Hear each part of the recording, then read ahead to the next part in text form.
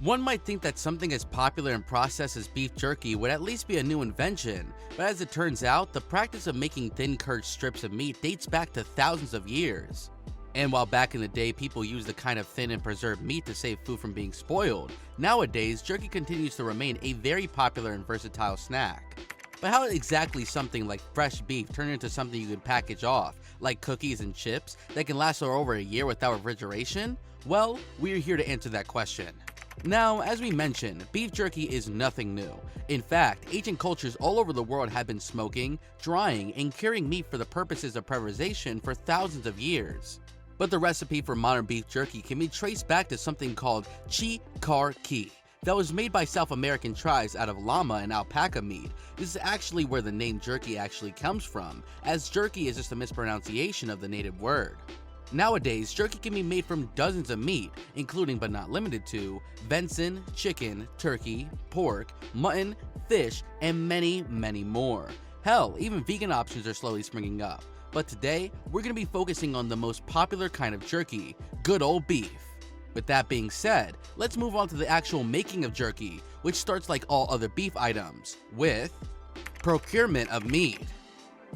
Now, while beef jerky is traditionally made of beef scraps, slices, nowadays a lot of companies have been starting to make jerky out of ground up beef scraps by shaping it in a form of regular slices. But for the purposes of this video, we're going to be focusing on classic jerky, which is usually made from a lean cut of beef meat. This is usually either a round steak, which is found in the hindquarters of a cow, or a flank, which is found on the back end of the cow's underside. These pieces are preferred because they are usually the lowest in fat content, which usually brings out a lot more moisture and can lead to the beef being easily spoiled. This is also why the next step has to be taken place, that being cleaning and drying. Now, as soon as the beef is procured, to make sure that there's nothing detrimental to the jerky's cooking and preservation, it is immediately trimmed of any fat or connective tissue, and apart from helping the preservation, it also helps to make sure that the jerky is as tender as possible. It is also during this stage that particularly fatty cuts of beef are put into a centrifuge to draw out any blood or any other fluids that may have been left inside the tissue. And once the beef is free of any major moisture or fat deposits, we move on to the next step, the cutting. Now, once the meat has been freed from any connective tissues or fats, all that's left is to cut into the deep desired form. This may be done with a deli slicer by hand, or more commonly with the help of a dedicated beef slicer. These paper shredder-like machines consist of a roller with extremely sharp and lubricated blades and a fixed end to hold the beef in place, and once the beef passes through the slicer, it is cut into perfectly thin slices. It is also important to note that the width and length of a piece of jerky are not as important as the thickness. As a result, it is ensured that all the pieces are a set thickness, which before cutting usually reaches around 5 millimeters of meat. And once it is made sure that all the cut slices are of the same thickness, we can move on to the next and probably most important step, the marination and flavoring. This is the stage that turns jerky from a simple preserved and dry meat into something that you would actually want to snack on, and every company has its own method of accomplishing it. That being said, whatever that combine of the marinade has may be, the fresh and raw slices of the meat are added to a rotating drum, along with the appropriate amount of marinade. This can include a huge variety of dry spices, like chili flakes, black pepper, paprika, as well as garlic, onion powders as well as herbs like thyme and rosemary, and finally some wet items like Worcestershire sauce or even teriyaki or soy sauce for particular flavors. But once the approximate combination of this stuff is added in with the slices of beef, the drum mixes the entire thing for as much as an hour to make sure that no surface of the beef is left untouched by the delicious marinade. And once the whole process is complete, the beef is then allowed to sit untouched in a marinade for another 24 hours to allow for maximum flavor penetration. And after the beef is thoroughly covered with the curing marinade, it is brought on to the next stage, smoking. This is the step that finally changes the wet meat into a recognizable dry chewy jerky, but before that can happen, the strips of beef must be prepared for the stint of the smoker. For this, several workers divide and arrange the uncut pieces of stainless steel rods to ensure that A, all the pieces have been ample space between them so no part remains underexposed to the smoke, and B, so that all the pieces undergo another visual inspection. And after hanging 9 to 10 of these strips off each rod, the rods are attached to a frame-like structure called a rolling rack, Each of these are designed to have almost 100 rods, and as a result, contains almost 110 kilograms of beef, at least for now. Now, once a rack is complete, it is then rolled into an individual smoking enclosed, called a smokehouse, where it's not only smoked, but also flavored.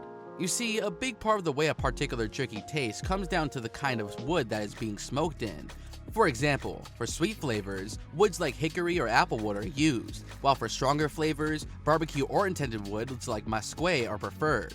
But whatever the exact kind of wood may be, it is brought to the form of pellets or chips that are then wetted to make sure that they produce smoke without producing the flame, which can roast the beef, ruining the preservation process. Now, if everything goes well, the beef is allowed to sit in a relatively low temperature smoke, which is around 80 degrees Celsius for over 8 hours. This slowly draws out the moisture from the beef and adds a distinct smoky flavor. And once the whole process is complete, we are left with delicious, shelf-stable, and refreshing chewy beef jerky. And to give you an idea of just how much moisture is drawn out during this step, it is stint in the smokehouse. Raw beef loses more than 75% of its weight as the moisture inside evaporates and the fat cooks off. So, half a kilogram of raw beef yields only about 100 grams of beef jerky. And while the jerky is perfectly consumable now, before it can be packaged and shipped off, there is still one optional step left: flavoring. Now, in the case of traditional jerky, the smoking and marinade are all that is needed to make the jerky taste good. But for commercial jerky, in order to create more variety and demand, there is usually more than one flavor of jerky. And these are created by adding a flavor mixture to the now cooled down jerky. Common flavors include stuff like barbecue, teriyaki, honey, or even extra spicy varieties. But once the desired flavors have been applied, the jerky is finally headed to the last step: quality checks and packaging. After having cooled down and flavored, the final product is sent over to the conveyor belts down to packaging, and along the way, quality control technicians take regular samples from each batch to make sure that the jerky has an ideal thickness, which has reduced to 3 to 4 millimeters from the earlier 5. And once the batch is cleared, it is all brought into an automatic scale, where it has been portioned off into designated packets. These packages are also a big part of how jerky remains good even after a year. These are produced by an automatic packaging machine which works underneath the scale. The machine takes 2 rolls of plastic packaging sheets, heat seals their bottom and sides, and attaches an airtight resealable zipper that allows consumers to reseal the packaging even after it's opened. And once the jerky is all in its packets, all that is left for a machine to do is add a humidity absorbing sleeve packet and replace the air inside the packets with dry nitrogen for an extra layer of preservation. And once done, these packets are then shipped off to stores and customers. And all of that, combined with the already low moisture and the fact that the slow cooking kills off all the germs inside the beef, mean that this jerky is now shelf stable without any refrigeration for over 14 months. Click one of the 2 videos on your screen right now.